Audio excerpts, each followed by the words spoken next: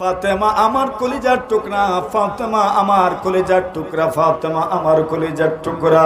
আল্লাহর রাসূল বলেন, ফাতেমা গো, তোমার আব্বা এই রোগেই দুনিয়া থেকে বিদায় হয়ে যাবেন। মানে এই রোগেই যদি দুনিয়া থেকে বিদায় হয়ে যান, রোগটা তো চলমান, কোন দিন যেন চলে যাবেন। একে তো মেয়ে, দ্বিতীয়ত রাসূলের কলিজার টুকরা ফাতেমাতুজ জাহরা। ফাতেমা বলতে লাগলেন, হ্যাঁ রে আমার আব্বা জান, দুনিয়া থেকে নাকি উনি এই রোগেই বিদায় হয়ে যাবেন। কান্না শুরু করে দিলেন, কান্না শুরু করে দিলেন।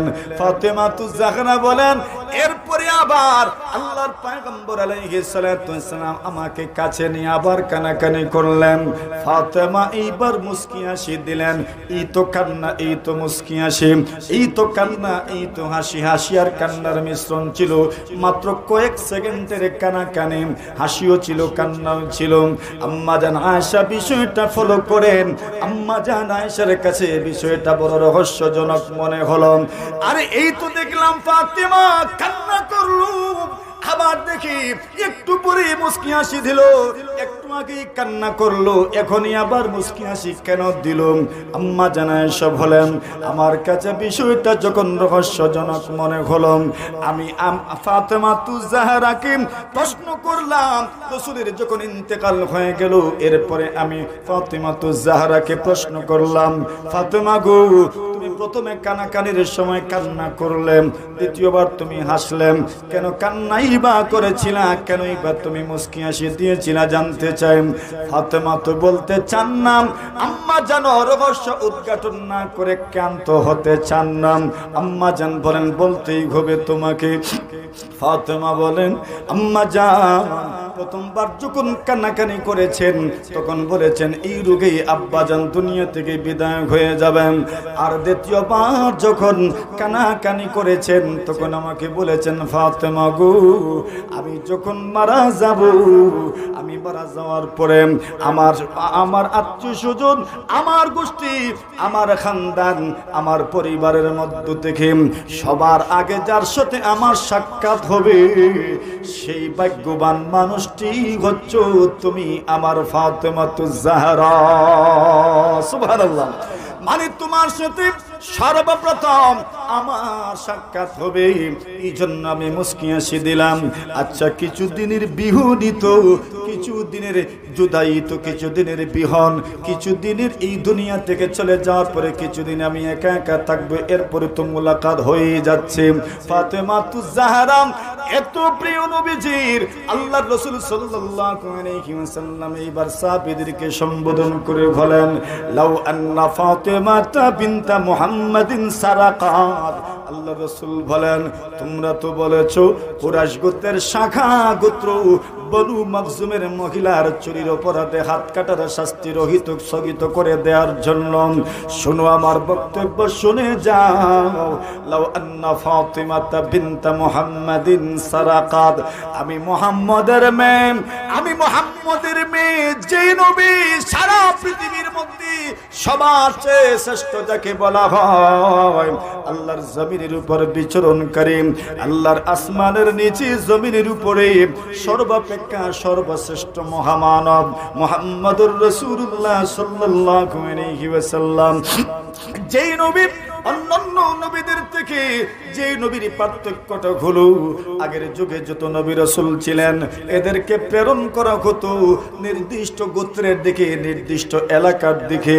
আদম নবীর থেকে ঈসা রূহুল্লাহ আলাইহিস সালাতু ওয়াস সালাম পর্যন্ত সমস্ত নবী রাসূল কোন কোন গোত্রের নবী ছিলেন।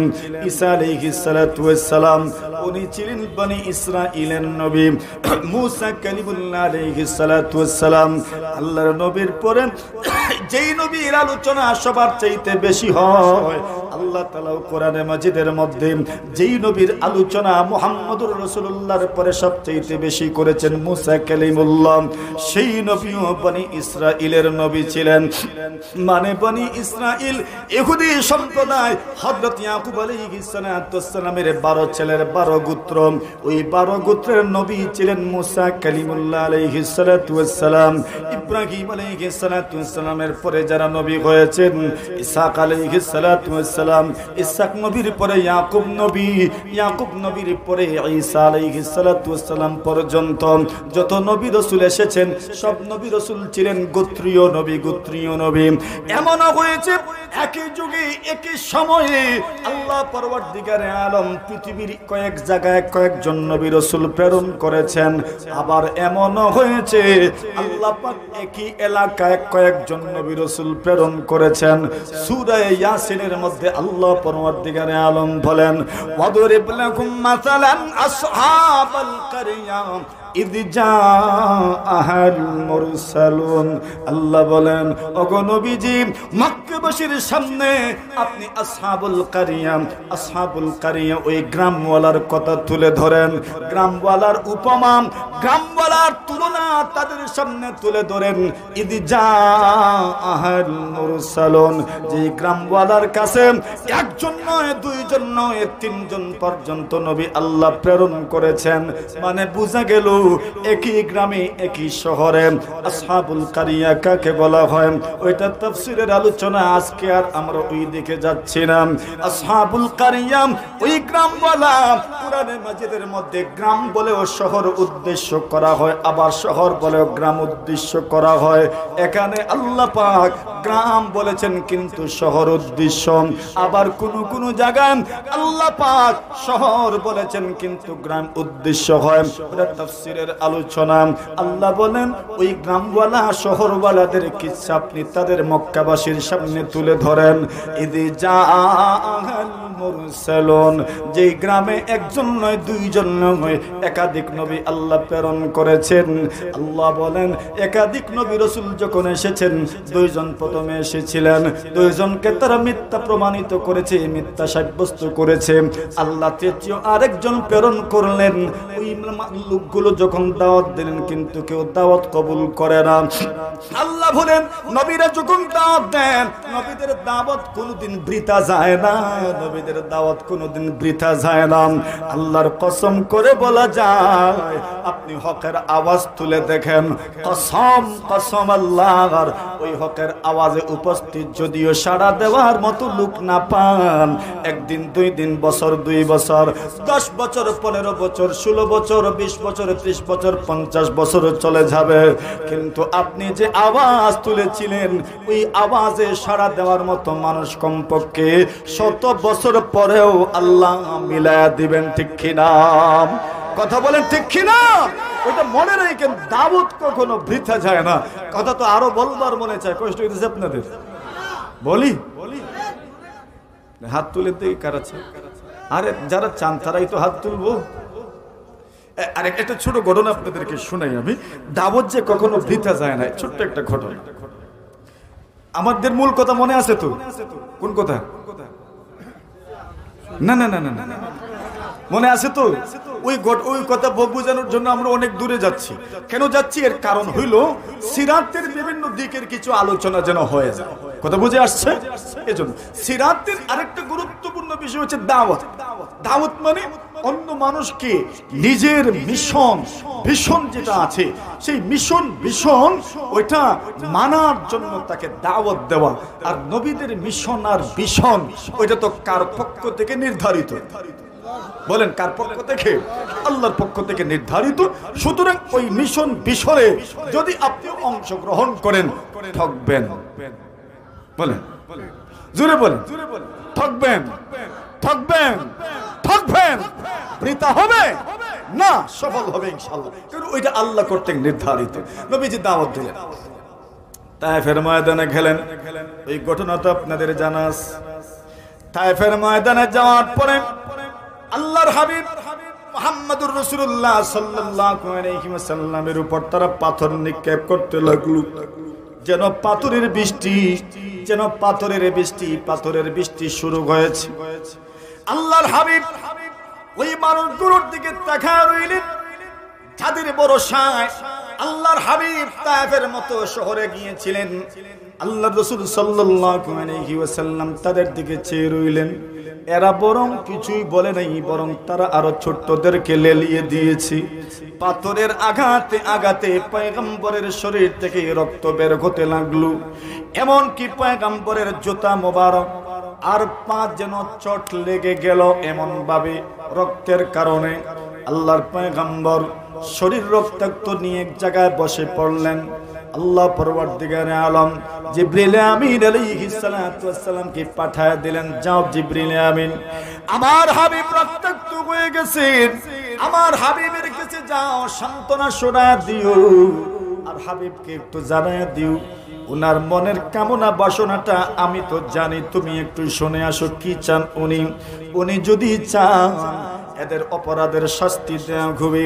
এরা নবীর শরীরে পাথর দিয়ে আঘাত করেছে, শরীর রক্তাক্ত করেছে, আল্লাহ পাক রব্বুল আলামিন ওটা সহ্য করেন নাই। আমার হাবিবের শরীর থেকে রক্ত ঝরবে, আল্লাহ পরওয়ারদিগার আলম বরদাস্ত করবেন না, তা তো আমরা জানিই। নবীজির কাছে জিবরিল আমিন আসলেন আর বললেন, ইয়া রাসূলুল্লাহ, আপনি কি চান?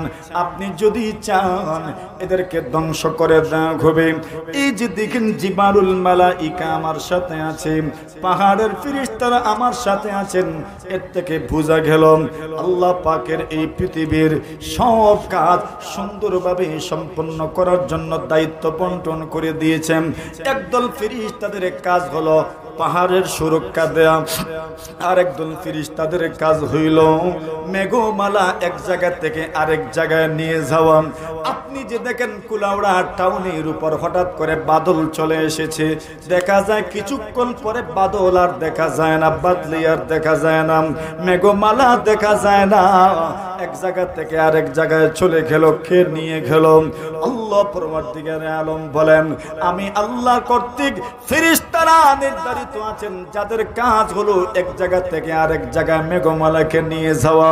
মাঝে মধ্যে যে গর্জন শোনা যায়, আল্লাহ পরওয়ারদিগারে আলম বলেন, ইউসাব্বিহুর রাআদু বিহামদিহি ওয়াল মালাইকাতু মিন খিফাতিহি। আল্লাহ পরওয়ারদিগারে আলম বলেন, আল্লাহর ফেরেশতারা মাঝে মধ্যে আল্লাহ পরওয়ারদিগারে আলমের ভয়ে এবং ওই গর্জনের ভয়ে ফেরেশতারা তাসবিহ পাঠ করেন। ওই গর্জনটা কিসের? কেউ তো বলেন মেঘমালা যখন টক্কর লাগে, আর কেউ তো বলেন সাউতুল মালাইকা, ফেরেশতারা লাঠি দিয়ে যখন মেঘমালাকে হাঁকাইতে থাকেন ওই লাঠির আওয়াজ শোনা যায়। সুবহানাল্লাহ, জোরে বলেন।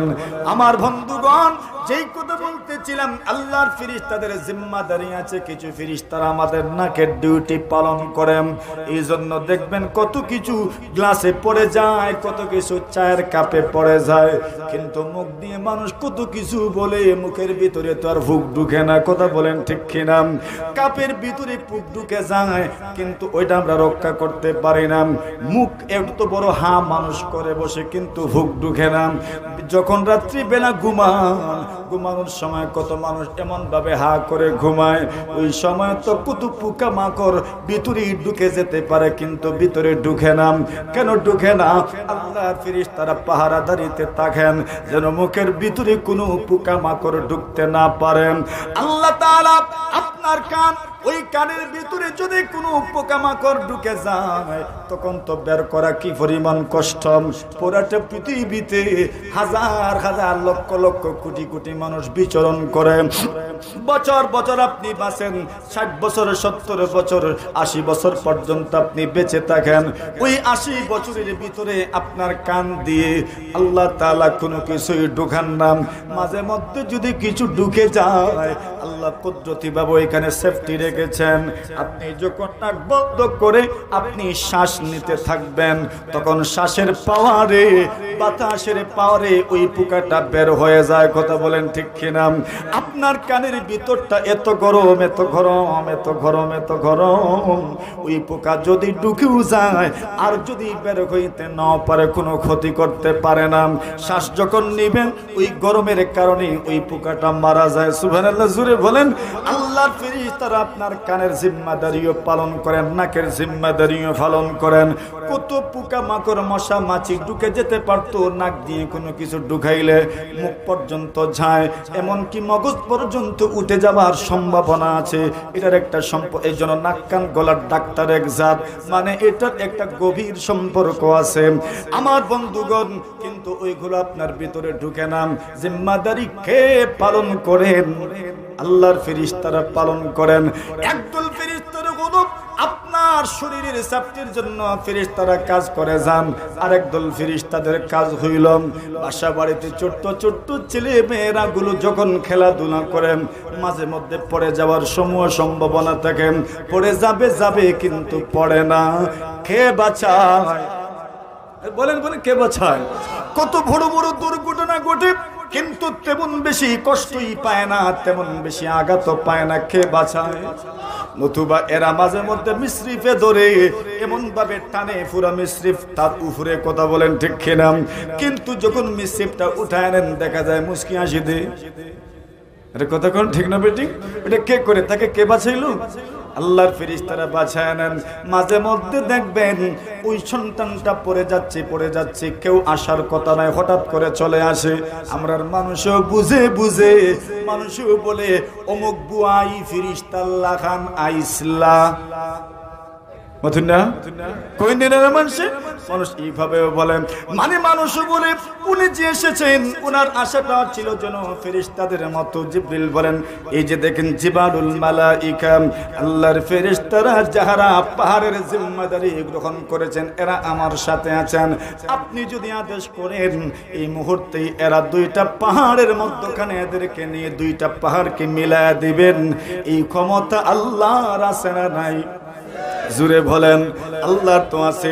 এই দুনিয়াতে যে পাহাড় আছে এই পাহাড়গুলো কিন্তু সব জায়গায় আল্লাহ পাহাড় দেন নাই, কিছু জায়গা খালি আছে। মনে মনে তো আপনার প্রশ্ন জাগতে পারে সব পাহাড় একদিকেই বা কেন? কুলাউড়ার পূর্ব দিকেই পাহাড়গুলো কেন? এটা আপনার মনে মনে প্রশ্ন জাগতে পারে। এমন যেই জায়গায় পাহাড় হয় এক জায়গায় অনেকগুলো পাহাড় আল্লাহ কেন দিলেন এটা তো আপনি জানেন না, আল্লাহ তো জানেন। এই জমিনটা যে ছিল জমিনটা তো পানির উপরে ছিল, পুরাটা জমিন যখন পানির উপরে যখন কোনো কিছু থাকে ওইটা স্থিতিশীল থাকে না, ওইটা নড়াচড়া করতে থাকে। ওই স্থিতিশীল নড়াচড়া করে স্থিতিশীলতা আনার জন্য প্যারাগ মারতে হয়। নৌকা যদি স্থিতিশীল রাখতে চাও তাহলে দুই দিকে দুইটা কোটা লাগাইতে হয়। ওই কোটার পাশে যখন নৌকা ভিড়াবেন নৌকা আর নড়াচড়া করবে না। শেষমেশ যখন বাড়িতে চলে যায় মাঝি তখন নৌকা খুঁটি মাইরা বাইন্দা যায় যাতে নৌকা দূরে না যায়। কেন? পানির উপরে স্থিতিশীল থাকতে পারে না কোনো জিনিস। আল্লাহ জমিনটাকে পানির উপরে বানাইলেন, ওই জমিনটারও তো স্থিতিশীলতা দরকার।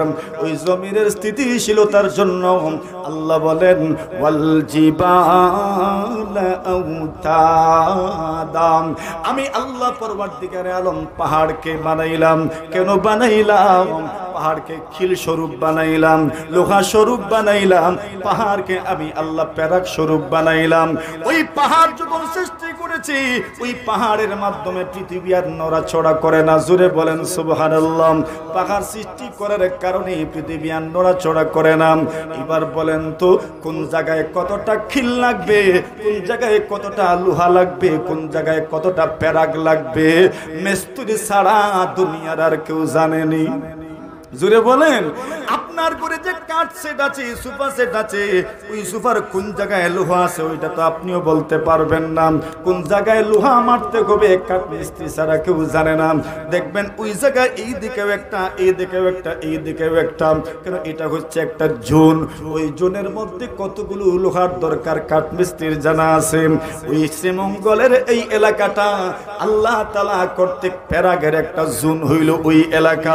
ওই দিকের বড় লেখার ওই দিকের বুবার তলের পাহাড় পাহাড়গুলো আরেকটা জোন। আল্লাহ তাআলা জুনে জুনে পাহাড় রেখেছেন, প্যারাক মেরে রেখেছেন যেন পৃথিবী নড়াচড়া না করে। মিস্ত্রি যদি সোফা ভাঙতে চাও আপনি এত সহজে ভাঙতে পারবেন না, কিন্তু কাঠমিস্ত্রির কাছে যদি যান তাহলে দেখবেন খুব সহজেই ভেঙে দিতে পারেন। কেন? তার জানা আছে কোন জায়গায় প্যারাক মারা আছে। আল্লাহ বলেন ওয়াল জিবালা আওতাদাম, আমি আল্লাহ জমিনে প্যারাক মেরেছি। এই জন্য মাঝে মাঝে যখন ভূমিকম্প হয় তখন ভূতত্ত্ববিদরা তালাশ করতে শুরু করে ভূমিকম্পের উৎপত্তি স্থল কোথায়। এরা তখন বলে অমুক জায়গার পাহাড়, অমুক জায়গার পাহাড়, অমুক জায়গার পাহাড়, অমুক জায়গার ওই পাহাড়ের স্যালেটটা একটু সরে গিয়েছিল, স্যালেটটা সরে যাওয়ার কারণে জমিনের মধ্যে ভূকম্পন এসেছে। বুঝে এসে গেছে তো পাহাড়গুলো আল্লাহ স্যালেটের মতো রেখেছেন যেন জমিন নড়াচড়া না করে। মাঝে মধ্যে আল্লাহ পাক ওই স্যালেটের মধ্যে একটু বেশ কম করে দেন যাতে করে পৃথিবীর মানুষের জন্য বুঝে আসে স্যালেটগুলোর মালিক যদি একটু জোরে ধাক্কা দেন তাহলে পুরো পৃথিবী নিমিষেই ধ্বংস হয়ে যাবে, ঠিক কিনা?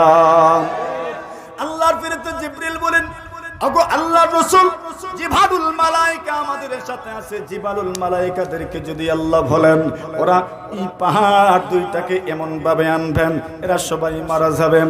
নবী বললেন না না, এরা তো আমার জাতি, আমি আশা রাখি আইয়ুখরিজাল্লাহু মিন আসলাবিহিম, আল্লাহ পরওয়ারদিগারে আলম এদের ভবিষ্যৎ প্রজন্ম থেকে এমন একদল মানুষ বের করে দিবেন যারা আল্লাহর সঙ্গে কোনো শিরিক করবে না।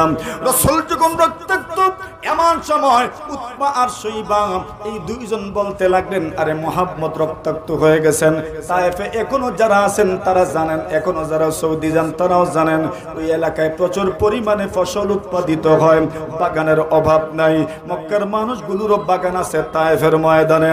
উতবা শৈবা নবীর দুশমন, কিন্তু নবীর খানদানের সাথে এদের সম্পর্ক আছে, এদেরও বাগান আছে। রাসূলকে যখন তারা রক্তাক্ত দেখেছে আল্লাহর পয়গম্বরের সাথে রক্ত সম্পর্কের কারণে তারা বলতে লাগলো, মুহাম্মদ তো আমাদের এই খানদানের মানুষ, বড় অসহায়ত্ব জীবন যাপন করছেন এখানে, চলো আমরা নিয়ে আসি বাগানের ভিতরে নিয়ে আসলেন। বাগানের খাদিমকে বললেন, আরেও খাদিম, মুহাম্মদ যিনি এই মুহূর্তে রক্তাক্ত হয়ে রক্তে রঞ্জিত হয়ে আমাদের বাগানে এসেছেন ওনার পরিচয় হলো উনি আমাদের খানদানের মানুষ, আমাদের গোত্রের মানুষ, সুতরাং মেহমানদারি যেন জোরালো ভাবে হয়। যিনি খাদিম ছিলেন, খাদিমের নাম হলো আদ্দাস আল্লাহর পয়গম্বরের সামনে বাগানের তরতাজা খেজুর নিয়ে আসলেন, খেজুর নবীজির সামনে পেশ করলেন আর বললেন, কুল বিসমিল্লাহ, মুহাম্মদ তোমাকে খেজুর দিলাম, মহান আল্লাহর নামে তুমি খেজুর খাওয়া শুরু করো। জোরে জোরে জোরে বলেন, জোরে জোরে বলেন। আল্লাহর পয়গম্বর আশ্চর্য হয়ে গেলেন যে আল্লাহকে চেনানোর জন্য এতদিন থেকে আমি দাওয়াত দিচ্ছি, মক্কার মানুষগুলো আল্লাহকে মানতে রাজি নয়, তায়েফের মানুষগুলো তো আল্লাহকে মানতে রাজি নয়। যে তায়েফের মধ্যে শরীর রক্তাক্ত হলো, পুরো শরীর থেকে রক্ত ঝরলো, ওই তায়েফে আল্লাহর নাম নেওয়ার মতো মানুষ কেমনে আসলো? কেউ তো আল্লাহর নাম নিতে চায় না, কিন্তু বাগানের খাদিম চরম দুশমন উতবা শৈবা এদের বাগানের খাদিম আমাকে সম্বোধন করে বলছে, কুল বিসমিল্লাহ, আল্লাহর নামে খান। আল্লাহর নবী বলেন, মনে হয় ওই লোকটা মক্কার আদিবাসী নয়, মনে হয় কোন জায়গা থেকে এসেছে। নবীজি প্রশ্ন করে বসলেন, মিন আইনা আনতা ওয়া মাসমুকা, তোমার নাম কি, বাড়ি বা তোমার কোথায়? উনি জবাব দিলেন, আমার নাম হলো আদ্দাস, আর আমি হলাম মূলত ইরাকের নিনওয়ার মৌসুল শহরের অধিবাসী। আল্লাহর রাসূল সাল্লাল্লাহু আলাইহি ওয়াসাল্লামকেও আদ্দাস প্রশ্ন করতে লাগলেন, ওগো মুহাম্মদ, আপনি যখন আমার বাড়ি সম্পর্কে জিজ্ঞাসা করেছেন আমি তোমার বাড়ির কথা বললাম, এমন এক জায়গার কথা বলেছেন যে জায়গায় আল্লাহর নবী ইউনূস আলাইহিস সালাতু ওয়াস সালাম এসেছিলেন। সুবহানাল্লাহ, মানে উনার এলাকায় উনার জমিনে অনেক আগেই ওয়াহদানিয়ত তাওহীদের দাওয়াত চলে এসেছে, এখান থেকে উনি আল্লাহকে চিনেন বংশ পরম্পরায়। আদ্দাস বলেন, আমিও একটু প্রশ্ন করে দেখি উনি আসল নবী নাকি নকল নবী? আমি আমার নবী ইউনূস সম্পর্কে প্রশ্ন করে দেখি। প্রশ্ন করলেন, মা জান্নুকা বিইউনূস ইবনে মাত্তা, ইউনূস নবী সম্পর্কে আপনার কি ধারণা? আল্লাহর নবী বলেন, হুয়া আখি কানা নাবিয়্যান ওয়া আনা নাবিয়্যুন, উনি আমাদের ভাই, উনি আমাদের ভাই, উনি নবী ছিলেন, আমরাও হচ্ছি, আমিও হচ্ছি নবী।